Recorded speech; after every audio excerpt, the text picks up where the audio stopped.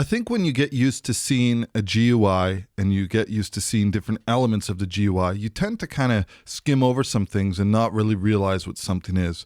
So about a week ago, despite me having used Studio One for the last 6 years, I was just hovering my cursor over this icon over here and I saw direct input. And then when I clicked this menu and chose one of my MIDI controllers, I noticed that it does exactly what it says. It's a direct input that you can assign to a virtual instrument, meaning that I don't have to have this record armed or monitor enabled. And at any given point in time, I can just reach over and play something, and whatever instrument is assigned, or rather whatever MIDI controller is assigned to an instrument's direct input, you can trigger that.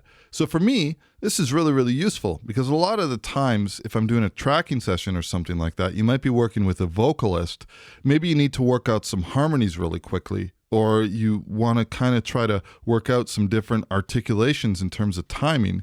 It's so easy to just not have to worry about bringing in a virtual instrument and then record arm or monitor and then what is my settings and everything like that. If you just need to be able to reach over and play something, and maybe I want to work out a harmony or something, it'd be very easy for me to play the piano over top when somebody is singing.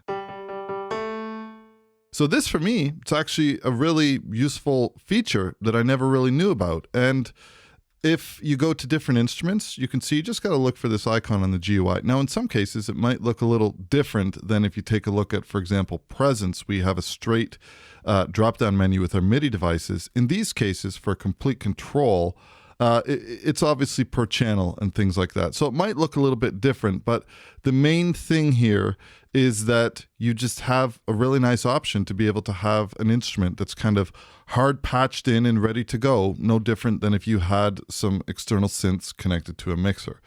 Now, one thing to be aware of when you have this feature enabled is if you're using your tracks are set to basically accept all of the MIDI inputs, like most of mine are over here, then if you have anything where the octave ranges are overlapping, then you might have some duplicates happening when you're playing something if you have another track record armed.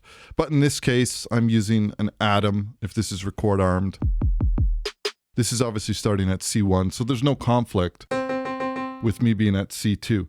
But if I was to drop down a couple octaves, then obviously I'd be triggering both of those instruments with the piano in the background.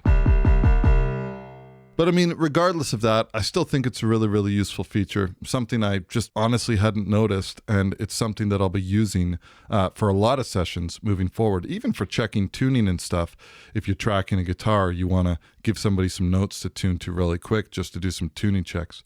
Anyways, that's all the time I have available for today. I hope that you enjoyed this content. If you did, please consider hitting that subscribe button. Any questions or comments, leave them down below.